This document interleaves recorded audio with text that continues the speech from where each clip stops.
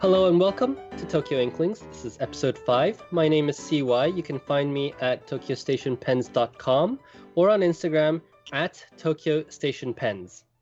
And my name is Jacob, and I'm Fudefan on Instagram, and I have a blog at fudefan.com. Hello, my name is Khue, and you can find me on Instagram under Mirai Cat. Excellent. Hi guys. Really happy to have both of you here. Obviously, my regular co-host Jacob. Always glad to talk to you. And as well today, a special guest to the show, Khue. Welcome, Khue, to Tokyo Inklings. Thank you very much. So just before we get into our main segments, I think a lot of people are interested, and we got quite some questions that we'll touch upon further later.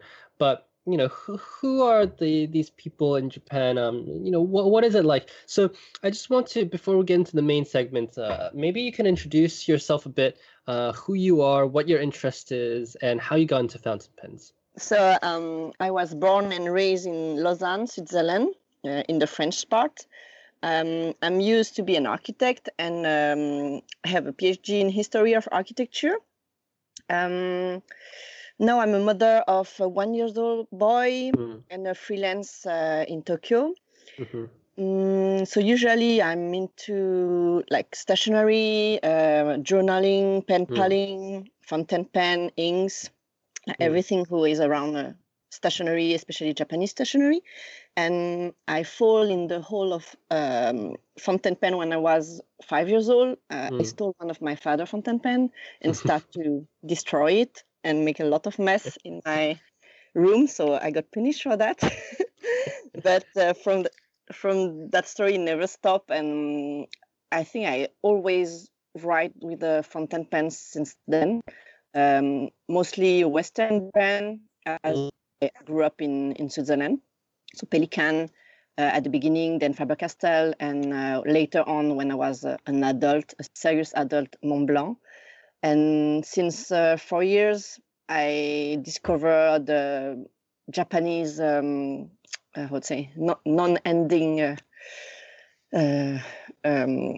swamp. Yeah, exactly. All the Sailor, all the Nakaya pilot, and especially everything with glitters. So it's I think it will I will get in depth since I moved to Tokyo 2 years ago. And what else? So what are your primary interests in fountain pens or in stationery in general? Because I know you don't only collect fountain pens. No, I have like hundreds of masking tapes, like a wall of masking tape in my apartment, rubber stamp too, papers. I love papers. I have drawers of papers. Japan is a bit, everyone say, yeah, Japan is a heaven for stationery. I will say it's more of a hell when you live there, because there's limited edition all the time. There is fairs all the time. And now with this pandemic, it's a little bit quiet, but even as we will talk later, the online market is going strong. And if you really want to, to have a rest and to save money, you have to turn your phone off and you have to get out from social media, because it never stops. And sometimes it can be a bit overwhelming. Like, I really love it, I really enjoy it, but sometimes I just like, oh, there's too much. I cannot follow anymore. And especially with the baby, you spend a lot of time on Instagram and stuff like that when you have a very young one, because you need to nurse him and stuff like that. You spend time by night, and right. You're alone with the baby sometimes. Like, I don't wake up my husband every night when I have to feed my baby, for example. But yeah, so I have the problem that I'm interested in many things, and not only fountain pens. So it's you can get lost easily, I would say. Yeah, I can imagine that. I mean, I think Jacob and I, we are fortunate in that we are only in pens in terms of stationery. I mean, of course, inks and papers too, but you know, not as far out as the washi tapes and the different kinds of notebooks and stuff like that. But the hobby can get pretty deep, and it seems like Yeah. you are very deep in the swamp. I've been to your house, so I've seen the room. It's fantastic, and you have this letterpress machine as well. So I mean, Yeah. it's all very very cool. And I have to say, maybe I should go to your place less because I don't need to collect more things now. Yeah, I Suddenly, I think have a typewriter. we can open a stationery at my place once the Yes, pandemic is over. yes. Let's open a shop. But speaking of which, though, Jacob, I realize now that we actually didn't really talk about ourselves and how we got started into fountain pens. So maybe we Yeah. can spend just a quick few moments. You know, Jacob, how did you get into fountain pens? Yeah, sure. So I'm from Northern Europe, but have been in Japan for about 15 years now. At first, I was an exchange student in Sendai in Northern Japan, but for the last more than 10 years, I worked in Tokyo, and I've always had a casual interest in fountain pens and stationery in general because I grew up in a house where there were pens absolutely everywhere. But that casual interest turned into something of an obsession for the last few years, and I'm sure Japan has something to do with that. Fountain pens mainly. Recently, I've gotten very much into paper, and it's not as expensive as fountain pens, but there's a lot to explore in the world of paper. So that's where I am right now. Mm. Yeah, that's really interesting because both of you seem to have gone into fountain pens through your family. Yeah. And you know, you kind of grew up in this fountain pen culture. On the other hand, when I grew up, maybe, you know, I'm a bit younger than you two, so I grew up using pencils, mechanical pencils, Mm. and ballpoint pens. So, you know, living in Asia, you have the, let's say, pleasure to never really encounter a Bic. So what's a Bic crystal? I've never heard of that before until I went to the States. But instead, what we had and what we really loved is the Muji pens. So the Muji gel pens, the Pilot G2. And I remember when I was in school, I really specifically liked the Muji 0.7 pen, and that was it was fat, and I felt that it gave my writing a lot of character, but it wasn't, say, an obsession. You know, if I found it, I found it, and I would use it. Otherwise, I wouldn't be very happy with the 0.5s or the 0.3s, but you know, whatever, I used them, and then I used whatever pens I got, disposable. However, I grew up in Hong Kong, and there was always these huge Lamy displays of Lamy safaris, and I always thought they were really cool. But you know, priced at, what were they back then? Say $13. I thought, wow, this is a crazy price to pay for a pen. I can't afford this. So then I bought a few. I believe they were Palette Petites before, and couldn't really get them to work. Went to this workshop in China. They were using some random Chinese-made bladder filling fountain pens that didn't really work. So I kind of got turned off fountain pens. And then, funnily enough, I went to university in Europe, and that's where I kind of really reintroduced myself to fountain pens when I saw a classmate from another French-speaking country use a fountain pen, and you know, I thought, yo, you know, I like these things. I was always fascinated by them, so I went out to the supermarket, got myself a Pilot Petite, and it wrote beautifully. I think it's one of the very few steel nib pens that I ever used, or rather that I ever owned. But got that, and then it all went downhill from there because I think 2 weeks afterwards I went and bought a Parker Sonnet. Actually, I bought two of them because the first one was rubbish, and the second one was also rubbish. So I decided to never buy pilots ever again. Not pilots, sorry. Parker. Yeah, Parker. I decided never to buy Parkers ever again. And ever since that, I've not bought a single Parker. I'm sure they're fantastic, but they're not for me. but then I really fell deep into the hole because I bought a Carandache. Khue, you're from Switzerland, so Yes, it's very famous in my part, as it's from Geneva, and they do all the pencil in Geneva. Yeah. So it's a very small factory compared to other pencil brands. Yes. And that was one of the smoothest fountain pens that I ever bought in my life. I've since unfortunately lost that, but I replaced it with a Mont Blanc 145 in Burgundy. And for a long time, I used only that pen with Mont Blanc Lavender Purple. I think I used that combination for 6-7 years. And then I came to Japan.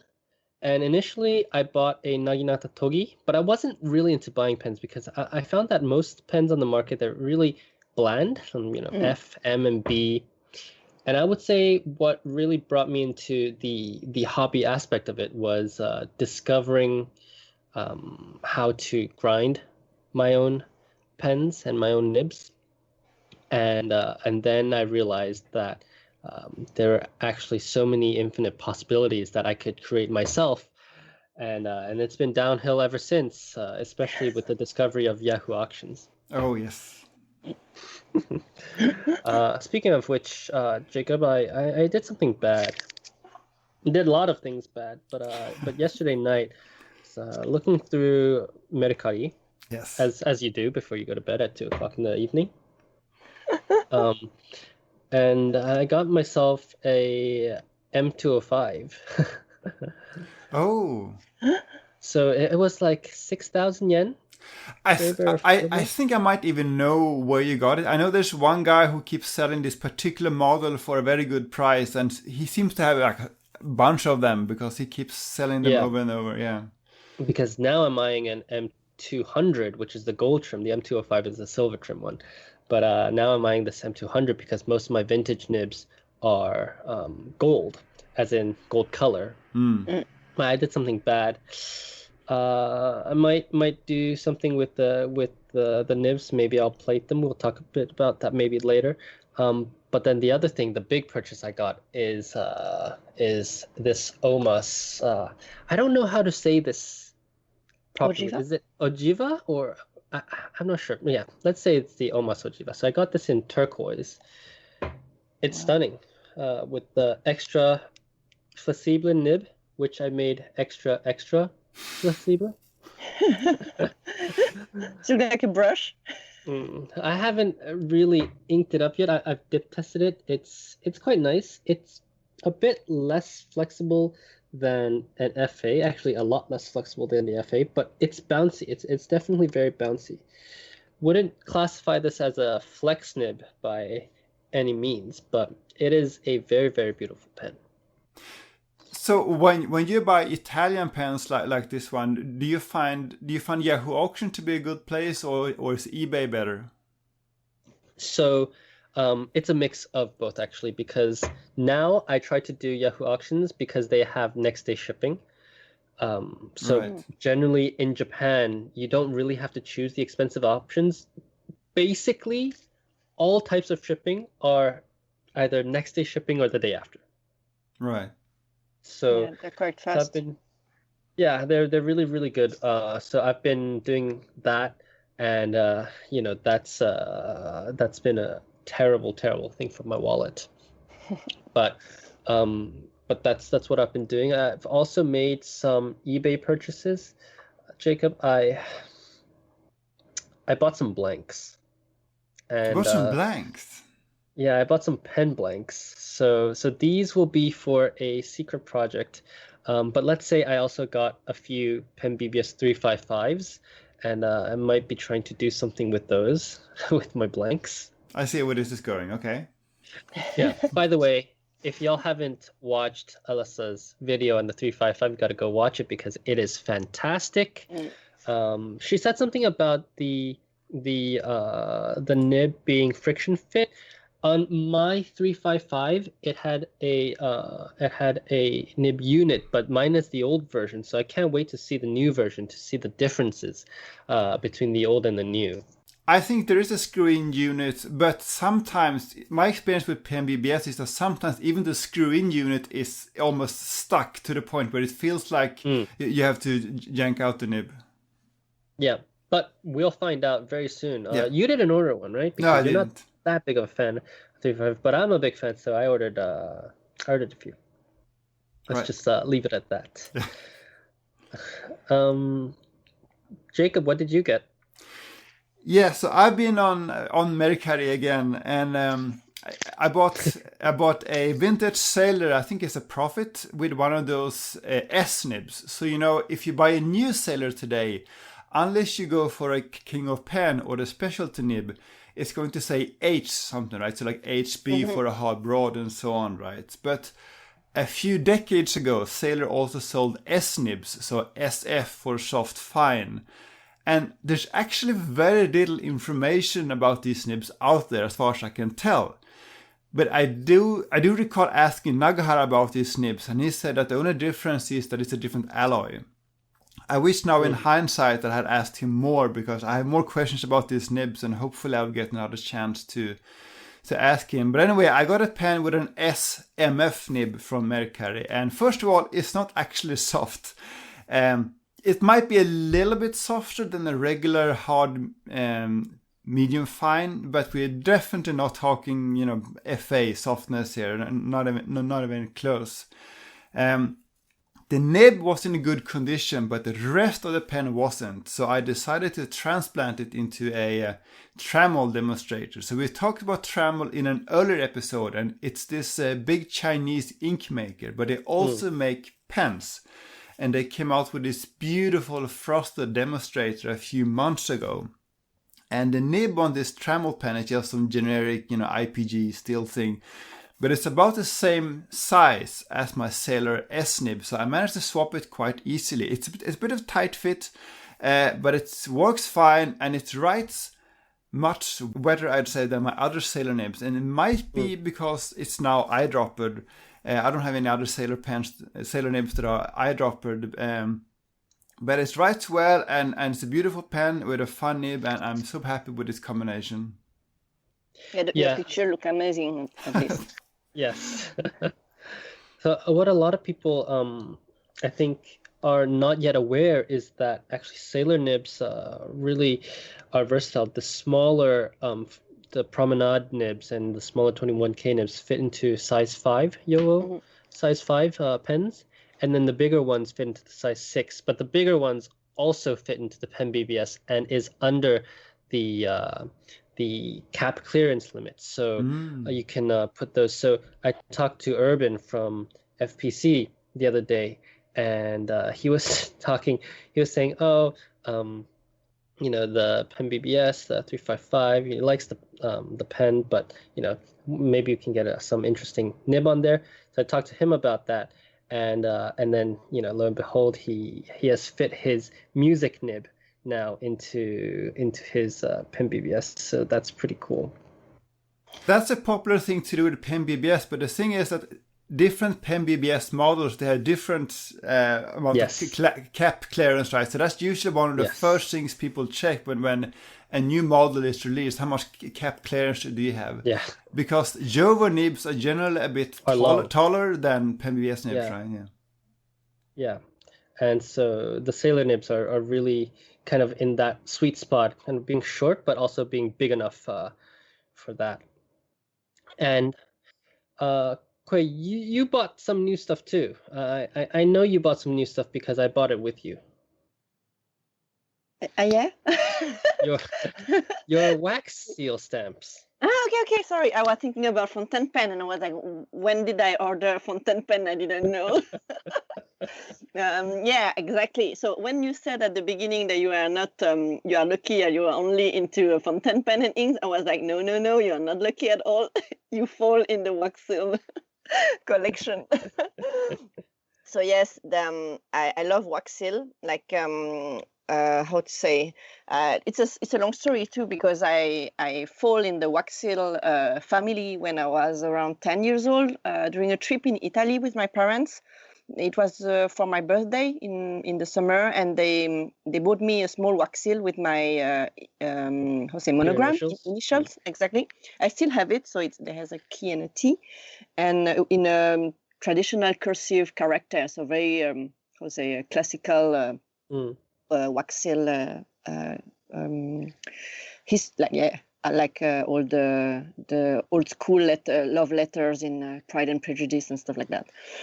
So then I discovered during a fair market in France some artists who make wax seal, and I was a teenager, so I got myself a little beer.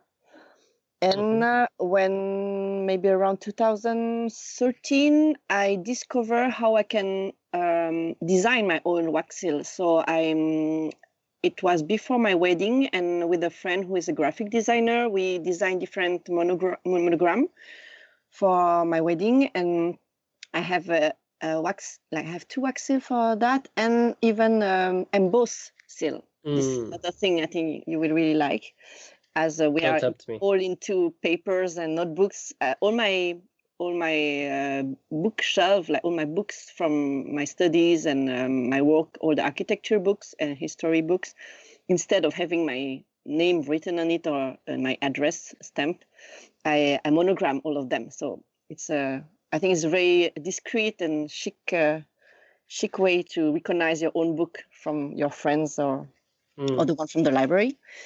And I discovered this Taiwanese artist, Lim Channing, in 2015 by Instagram. And it's a magical world. I really love her style. I like how she drew mountains, all the moon theme. And yeah, she's very poetic, I guess. And I'm really happy that you really like her work too, because I think she makes really incredible small world, magical world.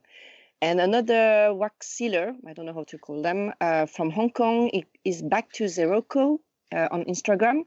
And I designed some wax seal with her, so you can find some of my design on her website. And she's very nice. She has a family-run business, and it's really nice because every time she sells one of my wax seal, I get a PayPal bill. Right. So it's really even I don't know if it's generous, but it's really nice that she never forget me. And even it's like once every month, I got a small bill, and it's really cute. And I really enjoy working with her. I make a lot of embossed seal with her too. And so I want to say hello to Lim Channing and Back to Zero. Yeah, we'll definitely link that to the notes. That's very cool. I didn't know you designed some products that are now sold on the market, so maybe I need to get some of that. Yeah. Damn it, spending my money again. And then and Jacob, you have one more thing. Oh yes. So I got a pen. I got my latest Urushi pen back from Hiroko from Bokumondo, and this was a Mont Blanc 146 with what is called a Hakime Nuri finish. I actually asked for something different. I asked for the Hineri Nuri finish, but she told me, you have enough Hineri Nuri pens. You don't need another one. And she suggested a Hakime Nuri instead, and I said, I don't even know what it is, but I trust you. Go ahead. So the way this technique works is that she does a few brush strokes in black urushi, I believe, with this haki brush, and lets it dry or cure, and that leaves sort of a pattern like grooves. And then she filled these grooves with a silver-colored aluminum powder. And then there was a layer on top of that with a semi-translucent blue urushi, and then some blue aluminum powder just like sprinkled here and there. And yeah, I'll put a link in the show notes. It might be, I'm not sure if I should say that, but it might be my favorite Bokumodo so far, and I absolutely love this pen. It's beautiful. The base was on what pen? Mont Blanc 146 from Right. Yeah, so you've added another baby to your Bokumondo collection. Yeah. They grew faster, right, Jacob, this year?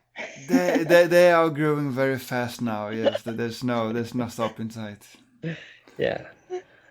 So let's move on to our first main segment about online events, because obviously everything is closed right now. All the retailers are closed.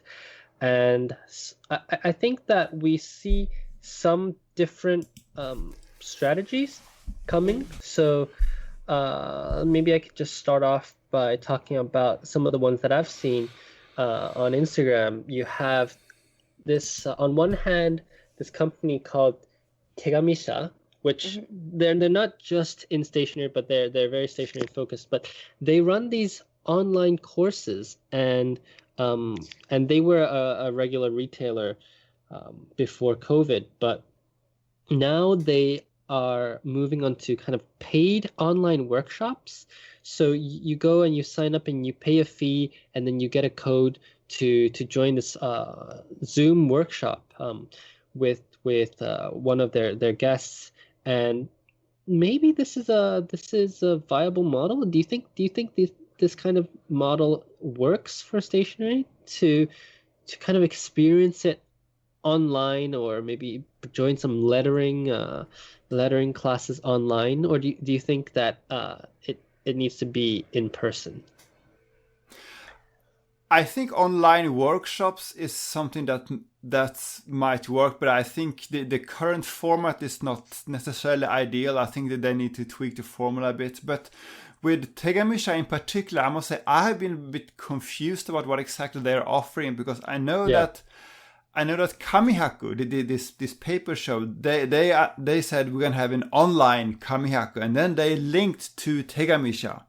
And I went to Tegamisha's website, and I couldn't figure out what was the event aspect here, what is actually going on here, because it just looked like an online store with nothing particularly, nothing happening right now, so to speak.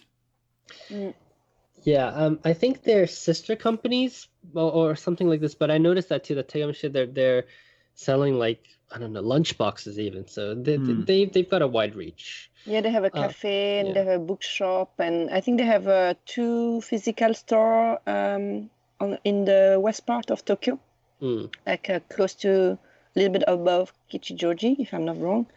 And they have it's a bit like the Muji style, but all this house goods and housing goods and stationery, art, ceramics, jewelry, yarn, everything around the housing and the craft. Khue, I'm not surprised that you knew this. I had their shop in my visit, wish list, but it's a bit far for me. I have to cross whole. Right. So I really need to have a purpose to go in this direction and maybe spend half day or one day there. But from what I can see on their Instagram, it's quite cozy, and they have lunch. Yeah, you can even eat lunch and having a tea or coffee in the cafe space. They have one of the shops named Second Floor, if I'm not wrong. So yeah, but I shared the same. I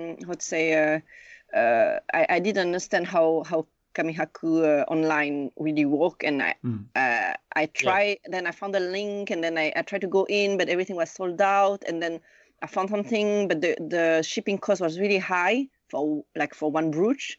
So I was like, okay, forget it. Next year. See you next year. But it sounds like we need to go on a field trip. Yes, we have to. Yes. I told Inkirox that we have to go to Pen Point together.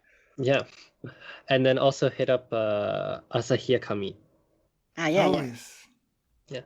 On the other hand, though, on the other side of the spectrum, we have these free kind of events-ish, and last week we had Tonu Limbs.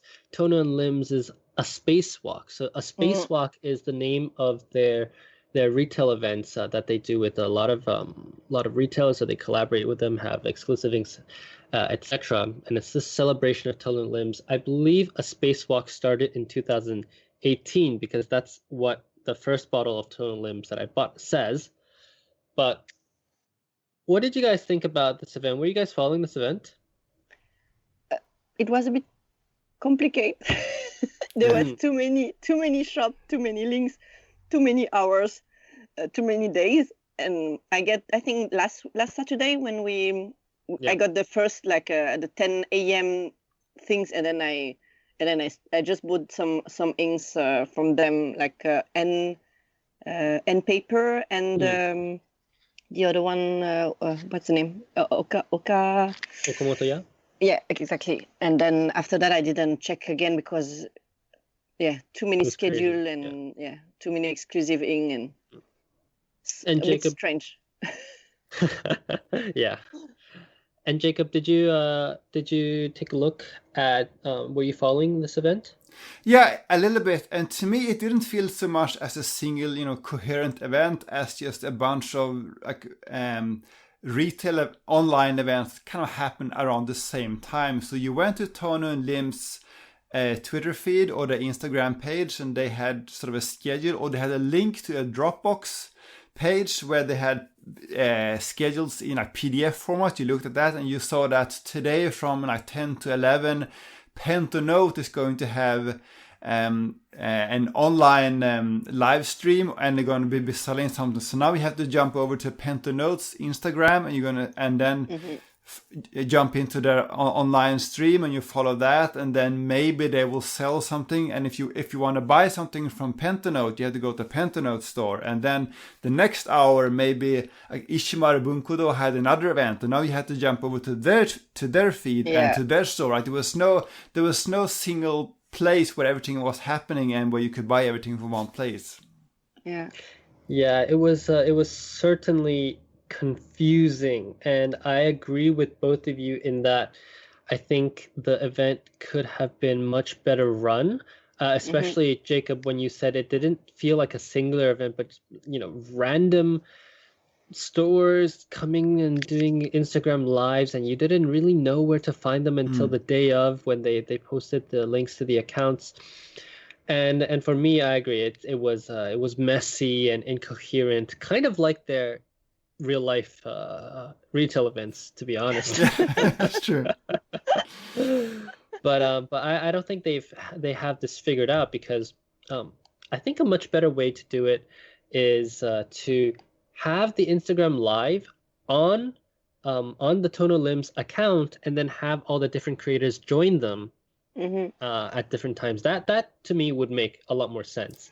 But the way that they did it was that, obviously, as you said, they had it on each of the different makers' accounts or the creators' accounts, and then you had to jump between accounts, and it was just very, very incoherent.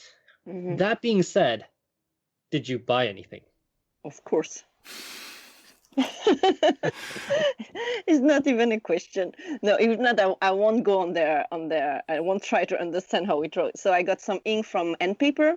I share with you guys some picture. They are really nice, and they were so fast. Like we ordered them on Saturday morning, and I got them Monday morning in front of my door. Oh, wow. So really surprised how fast they were, and very nice color, very spring, very dynamic color for summer and spring, and I really enjoy them. Then I'm waiting for my second order, Okamotoya. One with this collection of shimmering, who do they call, sword ink? These five colors with a lot of. You managed to buy those? They sell out very, very fast. Yeah. So it's when I was online for this one on Okamotoya website, and I was so surprised that they got it, because I thought that I would have to go on a different website. So as they got it on Okamotoya, and I was there to get the Noah 87 spark shimmering ink, I was so surprised. So I add them in my basket. So I went on this website to buy one ink, and I finished with 6 bottles. So of course, I lose again. And for the sword series, I have confirmed with Kobayashi Bungu that they're not limited editions, No, but they're I store saw that Pantone exclusives. have them since yesterday too.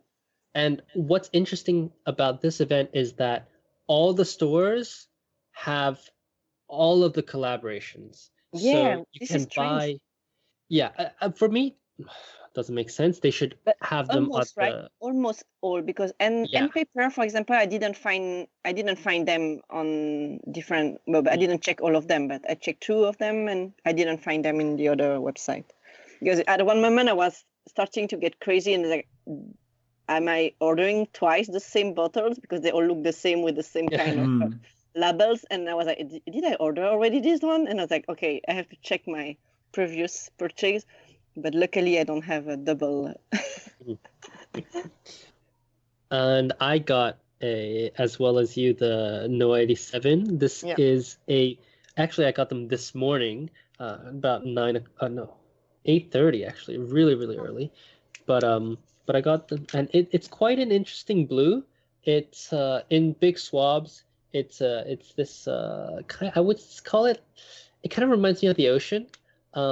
There's a bit of I don't think there's so much shading, but there's a bit of color change that goes from lighter blue to deeper indigo blue with some haloing on the edges. So I can't wait to really swatch this ink. But what's interesting, I think, about this ink is that it's blue shimmer on blue, and you don't really have a lot of shimmer that's not gold and silver. Yeah.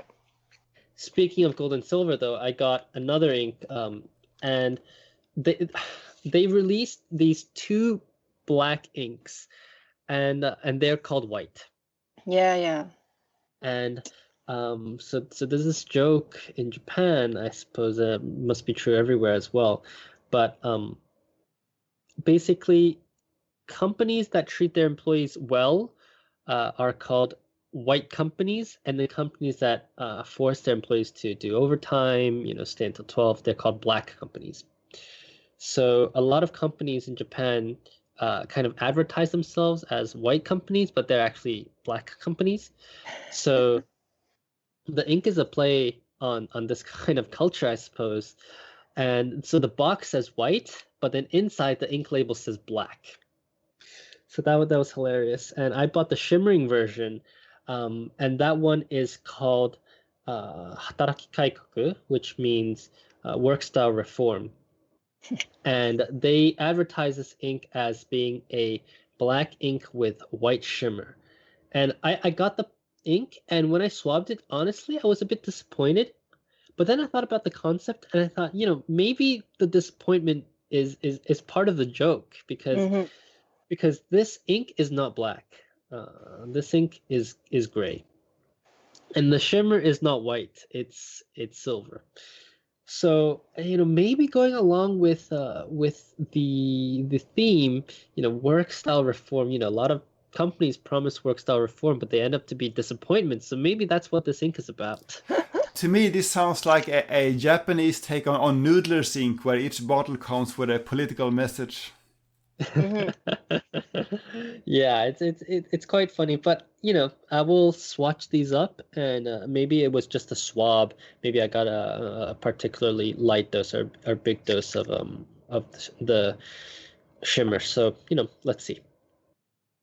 I think they said on their website that the ink was designed by their boss, and the picture on the label is the boss daughter's portrait.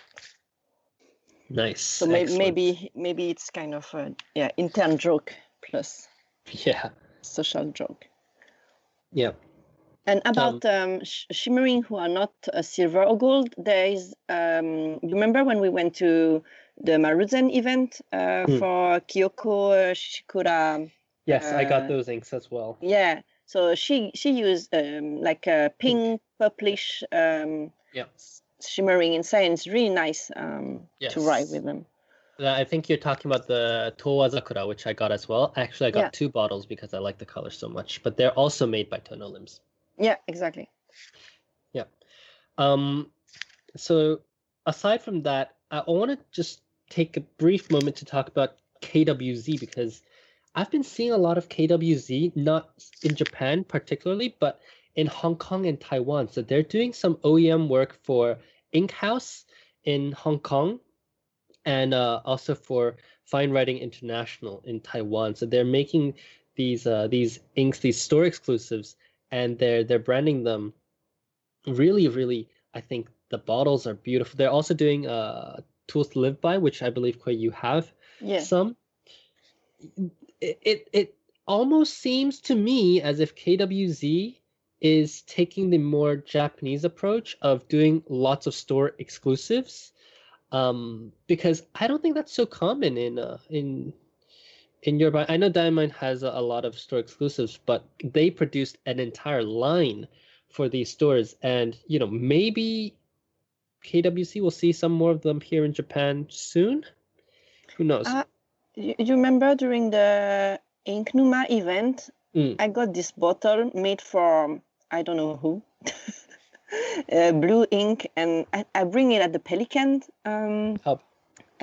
Yeah, and we cannot. I cannot trace the bottle. It's a KWZ limited edition for a stationery shop in Tokyo. In Japan, at least in Japan. I forgot the name now, but it was a very strange. Yeah, it was only one bottle left, and nobody around to ask for what is this bottle doing here. Yeah. And so I think they start at least 1 or 2 years ago, maybe already. But now they are really strong in the market. They used to do all this ink for the like American or Canadian fountain pen fairs, like Toronto 2 years ago. Yeah. And I believe the owner is a man called Conrad, and I think he's a chemist by trade. So if he comes into Japan's market more aggressively, maybe we'll have a competition for Ink Master Gary, the main Iron Gall ink maker. And Jacob, you want to talk about Kakimori and OKB48? Well, so what I wanted to say about Kakimori is that just like Tone and Limbs, they have started doing these online, these IG live streams. I don't think there's so much of a like time-limited event. It's more like that's because Kakimori has closed its retail store during the state of emergency, so they are trying to reach out to customers via Instagram Live, and which seems to be the most increasingly becoming the most popular channel, and their streams are quite nice. Actually, I've been enjoying many of these Instagram live streams during the state of emergency, because they are not. Well, to me, they're not really that sales focused, even though they mention the products, but they are very relaxing. There's something very relaxing about seeing these people. They're scribbling with their ink on some Nolder-filled paper, and they are talking slowly about life in Fukushima or whatever it is. Right? They don't necessarily convince me to buy their inks, but there's something very relaxing about watching these streams. Do you agree? Yeah. Yeah, they're not very noisy, right? But at the same time, they try to very, I guess the Japanese word is teine, but I guess very gently and kind of softly, soothingly, softly, kind of explain this product to you. And most of the time, we are crazy people, so we know most of the stuff, but there's still something kind of nice about that motherly, I don't know, this tone of voice that they have. Yes. It's perfect to fall asleep. Yeah, I definitely see where you're coming from. Yeah, so the other thing I wanted to mention was that on one of the recent Pen Addict podcasts, they talked about some ranking of ballpoint pens in Japan, and the list was called OKB48, and I'm not sure they got the joke there, so I thought we should explain the backstory there. So there is, as we know, a very popular pop group or like idol group in Japan called AKB48, where AKB stands for like Akihabara, because they have their own like theater or something in Akihabara. Yes, on top of Don Quixote.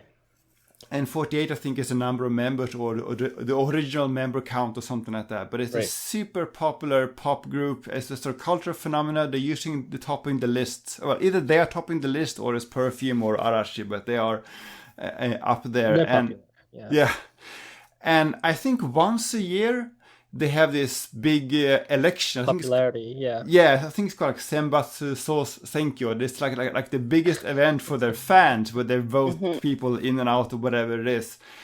And what OKB, this ballpoint thing, is just a joke based on that. So what OKB stands for is Okinire ballpoint. So favorite ballpoints.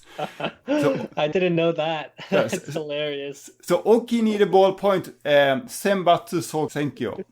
So there's the annual election of favorite ballpoint pens, and it's actually run by this Bungo guy who is, we talked about him in a previous episode. He's one of the YouTubers here, and I think he's also the editor of Buntobi, Bungo no Tobira, one of the major online magazines. So anyway, this is his little project, and this whole thing is just a joke based on AKB48. You know, we met him last year, and Yes. honestly, listening to this, I'm not surprised at all. Right. Yeah, he's a character. Yes, he is. All right. So we're pretty deep into the podcast to say that we're going to go into the main segment, but let's go into the main segment of this episode, which is chasing Sailor Inks, because you said earlier, Khue, you fell into this Japanese swamp of Sailor glittery, but you don't just chase pens. We'll talk about pens in the next episode, but for this episode, because we coincide with the Tono Limbs event, I want to talk a bit about chasing Sailor Inks. You have quite a collection. Yeah.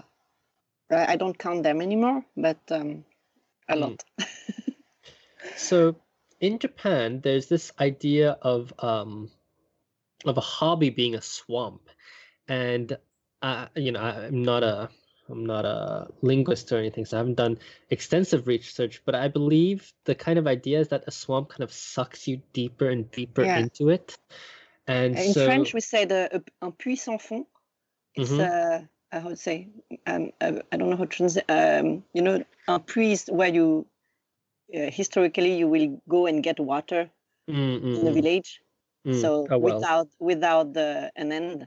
So it's this kind of, and I think Japan is really strong for that, because as they release, as I said, the limited edition every week. I don't know, every 3 days. Yeah. If you're really into it, you get lost really easily. Oh yeah, for sure, with store exclusives everywhere. Yeah. But this ink swamp, it's been growing, and 2 years ago people were like, oh, this is the peak swamp. Yeah. And then 2019 happened, and I was like, wait, hold my beer. I'm thinking, not the peak swamp yet. 2019 is the peak swamp. Yeah. And I think last year, at the end of last year, we did this video with the Lessa Inky Rocks, and Bruno Taut talked about 2019 being the breaking point of the ink swamp. And then 2020 said, wait, hold my beer. So the swamp grows. Yeah, I don't know if there will be an end. Because you discover more, like we are talking about Sailor now, but there's more and more smaller brand or foreigner brands coming to Japan. And first we thought that shimmering will be the must, and then start having shading inks, and then from shading inks we have this kind of many color halo inks. Yeah, exactly. And I don't know what they will invent next, but like, I don't know, perfume. And they already have some perfume inks, and they already have fluorescent ink, but I really don't. Maybe it will be 2 inks you mix together and we make a new third color. I don't know what you will get. There's a lot of these kits when you can mix your own colors. There's a lot growing. Like first there was only inkstand, Kakimori inkstand, but now you have Platinum who already did them, but you have so many, like a Colorverse, right? Made this mixing ink, and Australian brand Toucan have this mixing ink too. So I don't know where it will end, but if it will end. But at least it's really interesting for us. So we discover. why do you chase inks, Khue? Um, it didn't start as a hunt at the beginning. I was in 2016. I was traveling a lot for my research in architecture, and I discovered first Kobe and Nagasawa ink in Osaka. I was in Osaka, and I was like, wow, so many colors and so many not limited edition, but store edition that Itoya got them later on, but at that time it was only in Osaka and Kobe, and I knew about Hiroshi's Khue pilot line that you can find all around Japan, but I didn't knew about Nagasawa ink, and they have like, I don't know, 70 or 8. I lost the count too, but 80 colors, something like that, and some limited edition, some old time, and I was just so amazed by the large palette they propose. Right. And from that, I start to check a little bit further different stationery shop around Japan, and I saw that they all have their own Sailor ink, like Sailor made a small collection, a small batch of ink for every stationery in Japan, I guess. And as I was traveling a lot for architecture research, I was lucky to visit some village or some cities I will never get there for tourist reason or for sightseeing reason. So every time I got a building, I have to check in some countryside area. I was like, is there a stationery around? and the games start like this. Like, because of my building historic research, I got to stop by some small stationery shop all around Japan, from Kyushu to Hokkaido, and it's how it starts. It's how the hunt starts, and I won't go there especially for it if I don't go to this area for another reason. But if I have to travel somewhere, I will check if there is a stationery shop, and in the stationery shop, I will check if there is some special ink. So it's how it starts. Yeah. And there's no reason, like I enjoy new colors and new inks. Sometimes I just make a swatch, and sometimes I'm disappointed by the ink, so I just resell it. I don't have any particular attach to some bottles of ink. So if the color doesn't please me, I'm selling it. That's it. And I think some people are happy to find ink that they will never get, because they will never go to this area if they don't live around. So everyone's happy. So one question about that. So you say that you are reselling inks, and I think everyone has had their own challenges trying to sell inks, and whether that means trying to convince the post office that liquids are allowed, or so on. How do you resell inks, and what is your experience doing that? At the beginning, my post office refused to take my box of ink, and I had to print the page on their website that showed that there's nothing said about inks, because there's no it's not like nail polish or any bleach or anything that can be. So now they accept it, and as it's a small post office in my area, they know me. So every time I come, they don't ask me anything anymore. But during maybe the 2 or 3 first time, I had to explain them. It's for fountain pen and everything. Right. So now they know me. They don't ask me anymore. But I guess that sometimes they're a little bit reticent to accept liquids because they are afraid that something may happen. But then I told them it's like watercolor, but with water. Pigments with water. But it's okay. Yeah, I don't have any more problems. Yeah, but I heard that some people got their package got refused at the post office. How did you manage, Jacob? I mostly also sell in Japan, so America and so on. Yeah.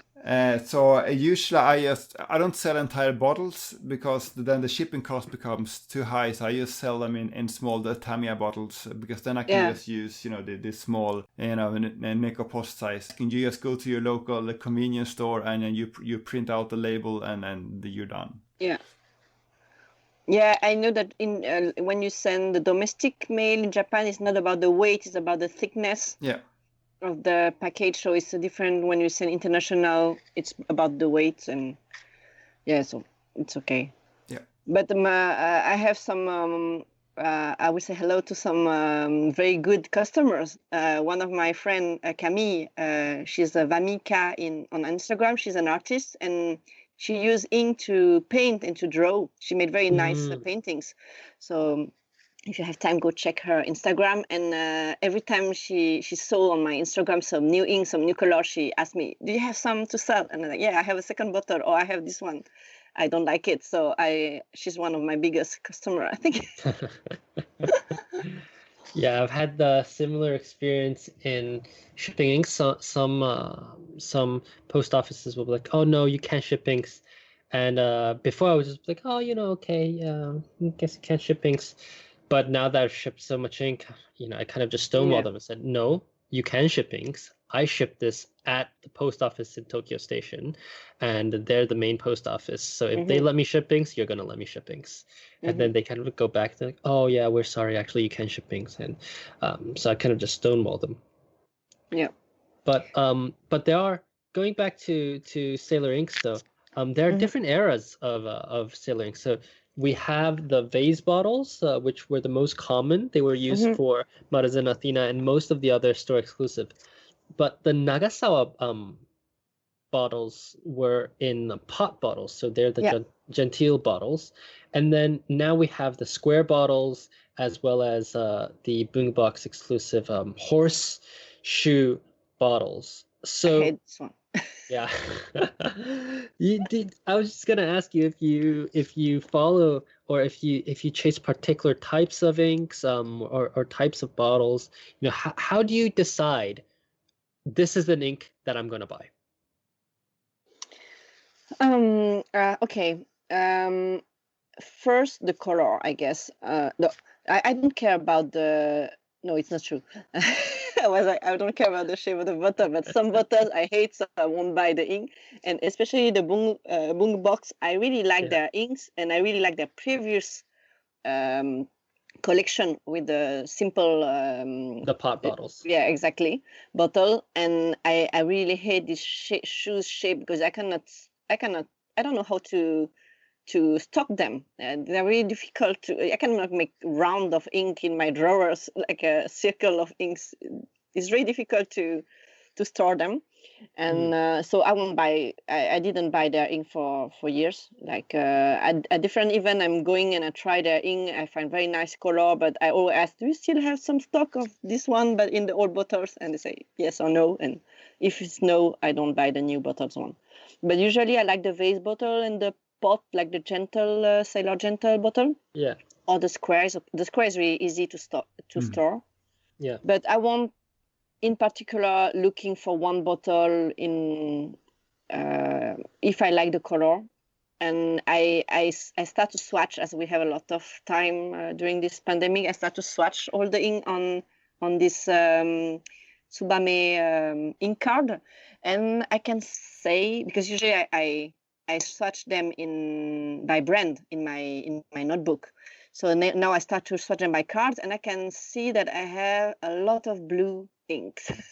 So I think this is my weakness, blue, but this kind of really electric, strong king blue, how to say, blue Klein.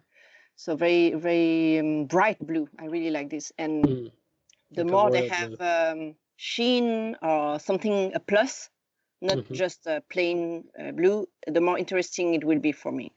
So I won't take the whole collection or something like that. I'm not like, I don't need the all the colors. I will usually start with blue and red or some. Yeah, blue is the main, I think. I don't have a lot of green, for example. I'm not into green, especially.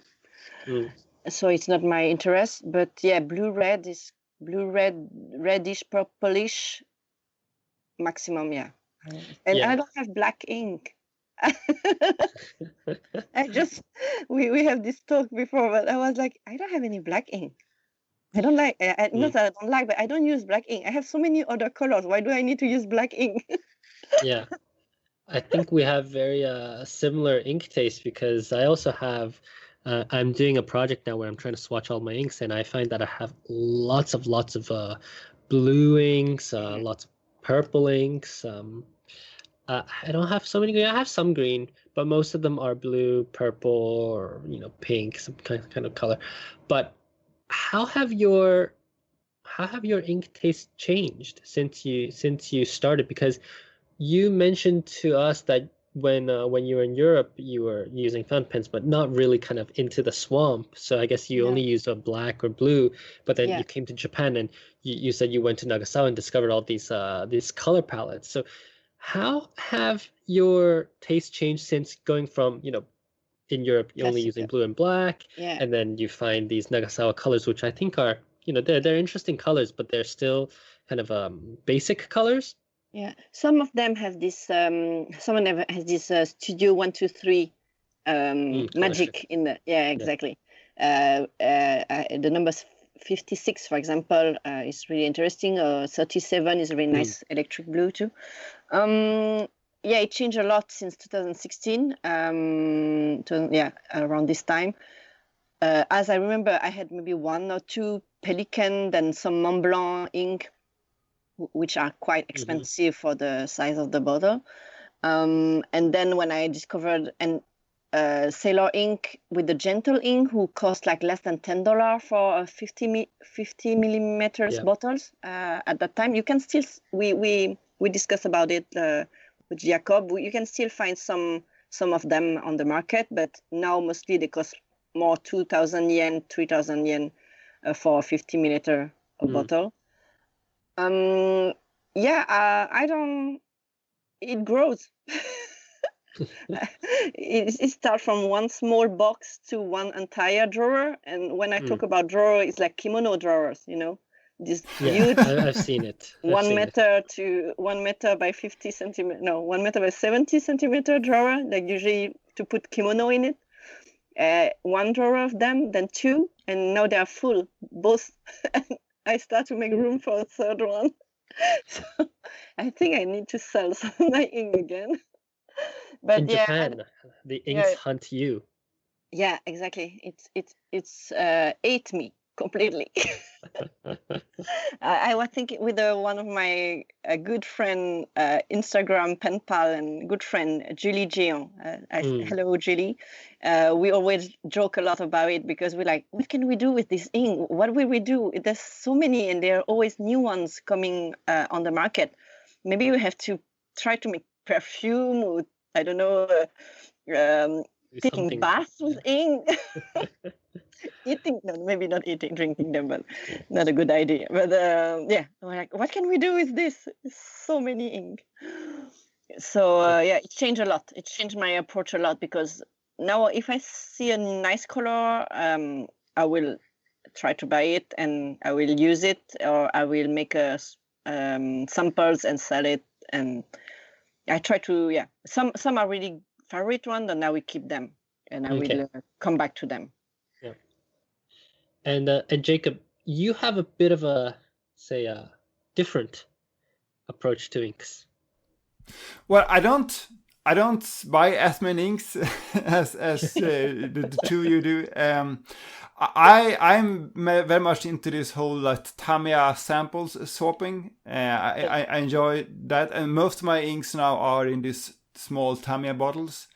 And generally, if I buy a full bottle of ink at an event, I try it a few times, and then whenever I sell a pen on Mercari or something like that, I sell ink samples with the pen. So that's how I get rid of all the excess ink that I'm not going to use. So I have a lot less ink than you guys do, and I use this Urban's fountain pen companion to keep track of everything I have.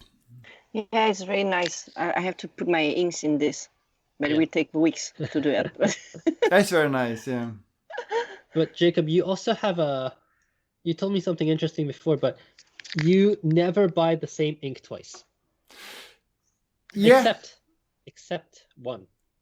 I think the only exception has been Eternal Blue, and the reason for that exception was that my first bottle of Eternal Blue was in the vase bottle, which I don't like at all.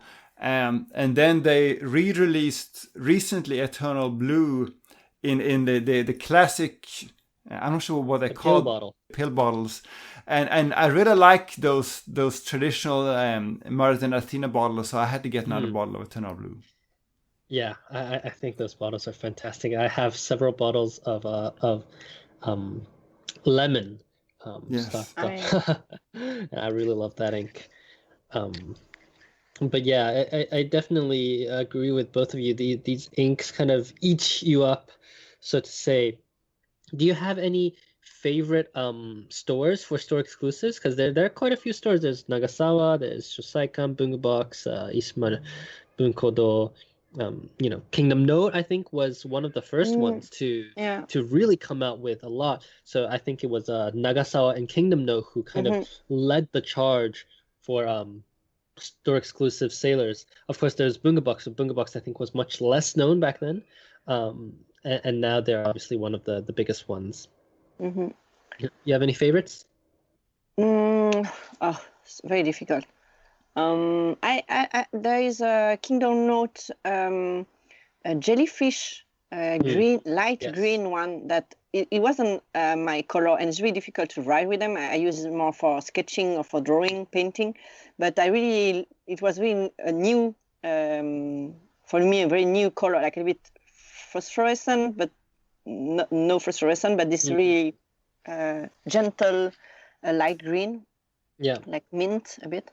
And it was one of my first Kingdom Note bottle too, and I keep it. I really enjoy it. And then I traveled to Okayama Prefecture and discover Usagiya, exactly. Shop, a stationery shop, and they have a very nice line of sailor ink. And I have the Setochi blue with one of my favorites. It's a little bit like close to Eternal Blue of Maruzen, but there is this red shade, halo, in this ink. Is very nice one, one of my favorite one. Yeah, if not, it changed every month.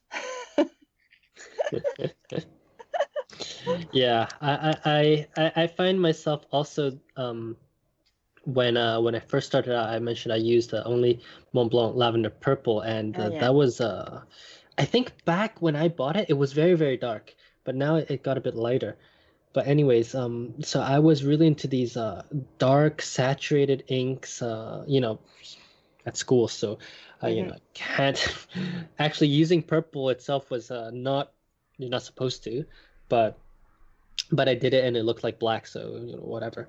But then I was really into these dark saturated purples, and now I find myself really moving more towards the light desaturated shading inks, and especially lemon helped me discover that I really, really enjoy the inks with the halos in them.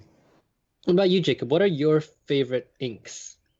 So I tend to lean toward this dark teal colored ink. So Eternal Blue, Sailor Yamadori, this Kiboho ink, and Maruzen's new Marine Blue. Those I really like. I don't usually feel like I need to use work appropriate inks, because whatever I write at work is just for me, is for no one else to read. There was just one exception to that. Like 2 or 3 months ago at my previous job, we were writing some farewell card for some guy who was leaving, and everyone else wrote their name with like a black ballpoint pen. I only had some fountain pen with a double broad nib and some like pink ink, so I was the one standout there. I love it. Yeah. But before getting in this ink hole, I was like as you said, I was using more classical color, and I remember in school, it was in secondary school, I want to have more color, but I didn't. So what I was doing was mixing my own cartridge and adding water to dilute the color. And my teacher was asking me if I have some budget problems, that if I need help to get new cartridge, and I was like, no, I just want to have a lighter blue. Yeah, that's funny. Yeah.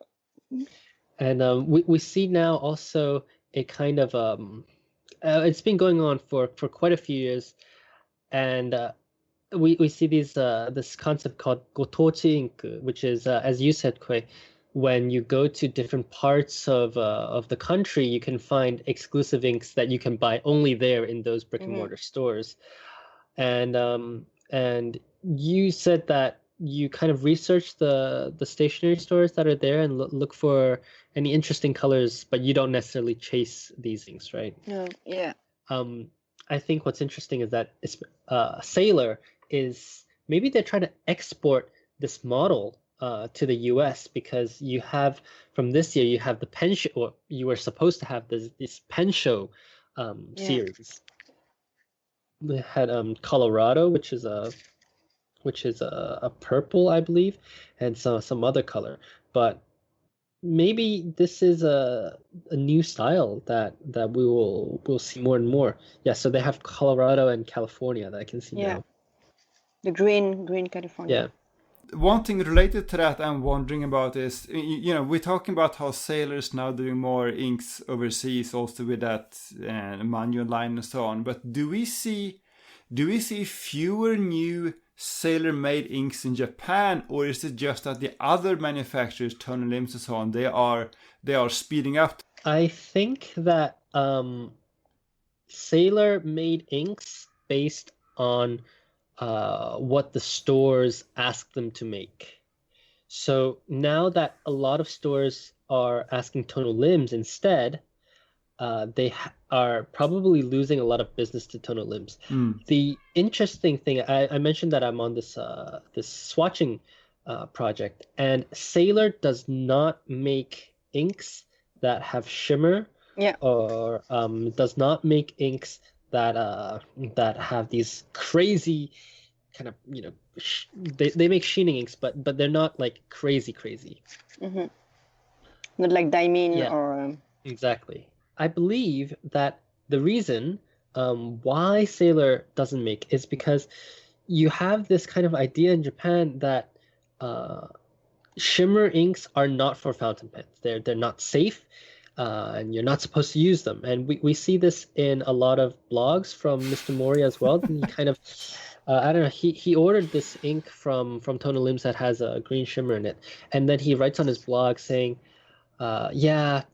shimmer inks are not safe in fountain pens, except for this one pen and this one grind that I did. So you can only use shimmering inks in this grind, which is obviously ridiculous.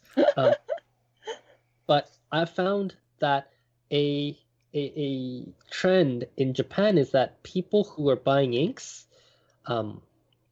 maybe even I would venture to say the vast majority of them are not fountain pen people. Yeah, you see a lot of people using glass pens, and in particular, there's one type of glass pens, this bamboo pens that for some reason have exploded in popularity. Everyone has these bamboo glass pens, but also things like Kakimori sells these like ballpoint or roller balls where you can refill with your own ink of choice. So that's probably very popular too. Even the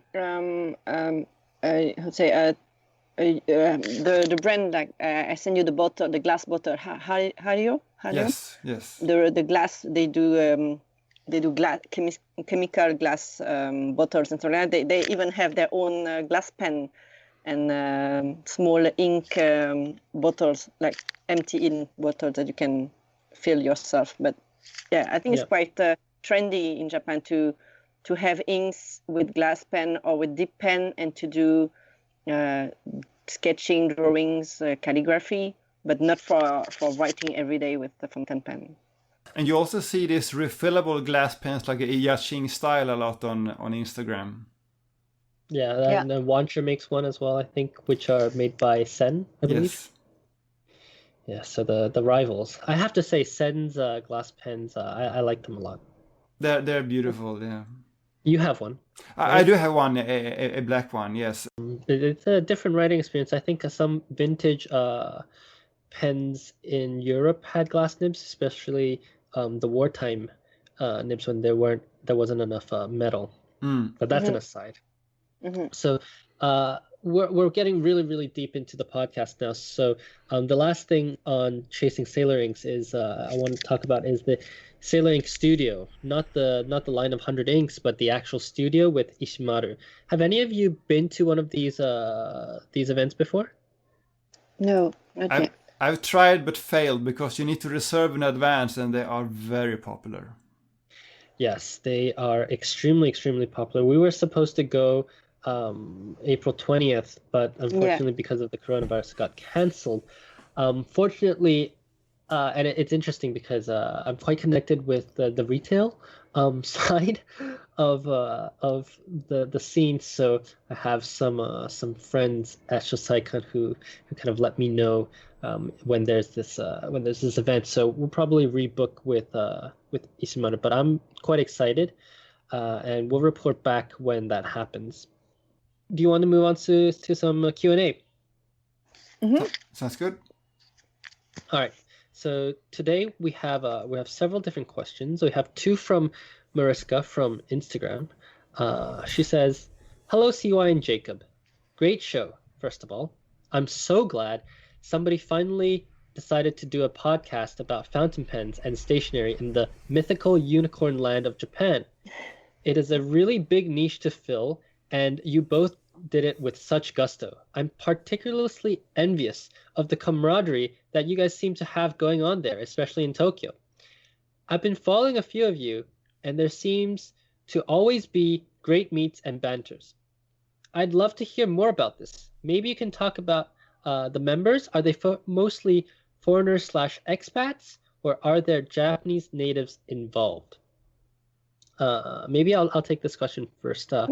I think there are different groups of interests, and our group particularly is focused on an English-speaking community. So it turns out that most of them are expats, but we have some native Japanese people. We have some locals. We have the Queen of Demos, Keiko. We have the Queen of Inks, Yasuko. And of course, we always meet with Hiroko whenever we have these meets. So I'd say it's quite a good balance, maybe 6-4, I would say, ish, of the regular people that show up. Alyssa grew up in Japan, so she's kind of local here as well. But I would say we're all local. Maybe we didn't grow up here, but we were all local. Jacob, you've been here for 15 years. I've been here for 10 years. And we, in our group particularly, we speak English, but outside to the retail events, to the other groups, we communicate in Japanese. There's usually no problem.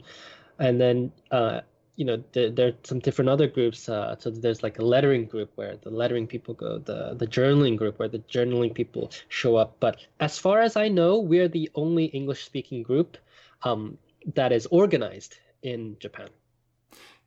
Yeah, that might actually be true, and I would say that in our group, there's like a core group of people that attend most events, and then we have some people who, either because they don't live here or for whatever reason, they only join us every once in a while. Yes, and if you come to Japan, we'll be sure to throw you a big party at our usual pizzeria. Yes. That's always very, very fun. Jacob, Khue, anything else to add to this? No, it's really fun. I really miss you guys. Okay, let's go on to the next question then. Mariska then asks, due to the prevalence of limited edition fountain pens and inks in Japan, is there any FOMO, fear of missing out, going around in the group, particularly in the case where your friend got the limited edition and you didn't? AKA, how can you stay being friends in that situation, or do you divide and conquer among some of you to score some of these limited editions, sharing ink flutes, pens, etc.?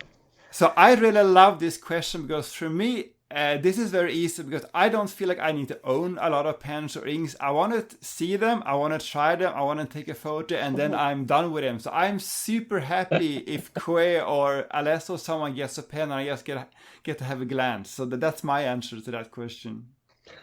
You buy it. I don't want to have it. I just want to take pictures. Yes, that's it.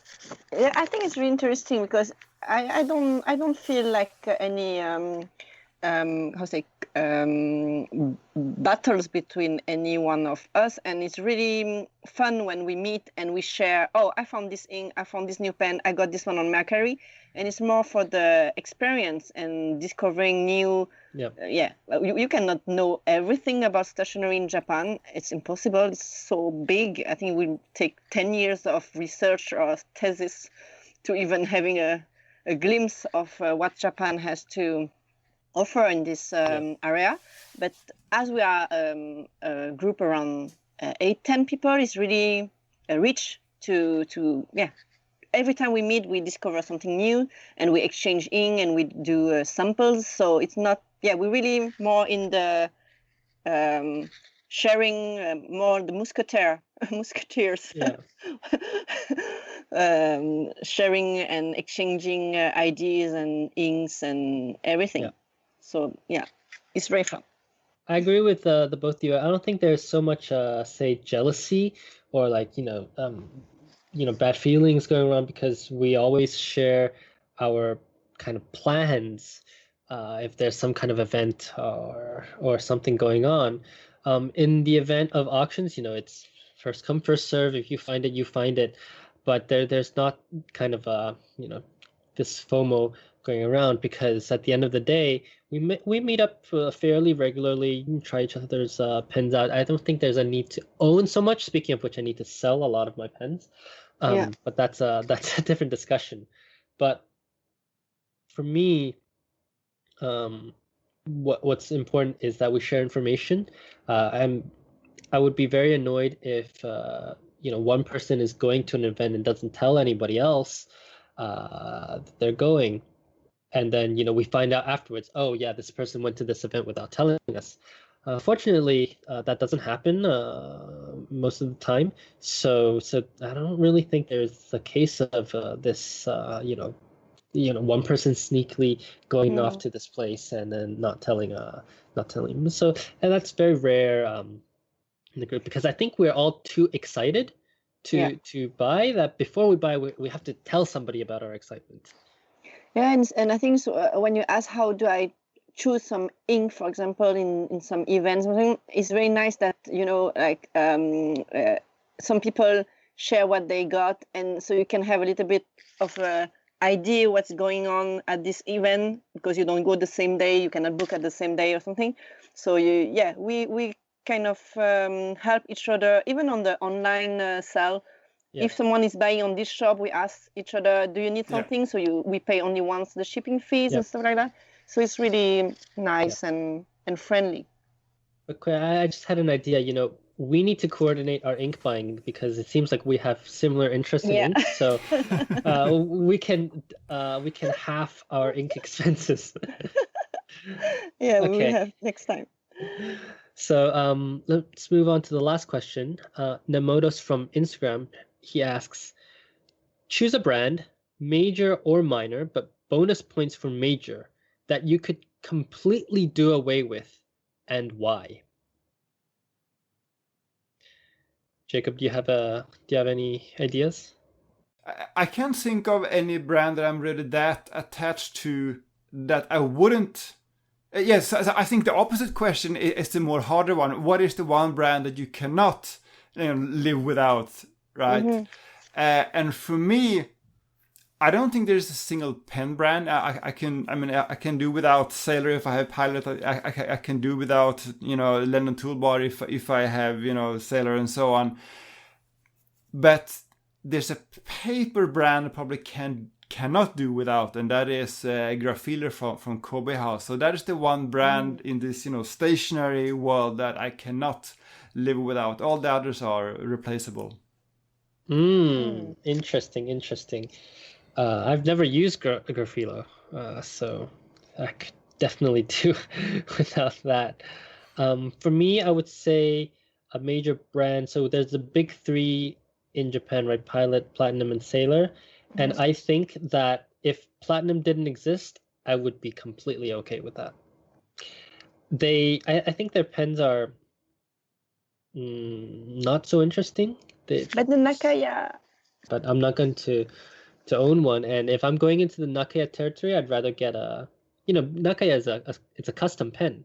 So, I would go to a custom pen maker, which can make me some interesting filling systems. And then if it's the urushi that we're talking about, then we always know like Hiroko or Fine Writing International is also taking urushi requests. I'm doing some practice at home, so Nakaya, I don't think it fills a niche. Yeah, sorry. What about you, Khue? What brand? It's really difficult because I'm trying to think if I have been disappointed by one of the brand, because then it will be easier to get away. But until now, I'm quite happy with the with the three big one. Very difficult one. I don't know. Until now, I'm quite happy. Well, I guess that's a wrap then. Yeah, no, I guess. It's very, very difficult one.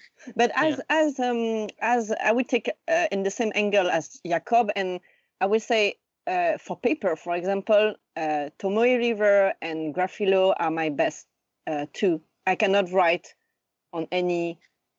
Yeah, maybe Tsubame it's okay, but or Midori is okay. But I really prefer, if I can choose a paper, I will really go for one of these brands, and I think the paper is as important as the pen.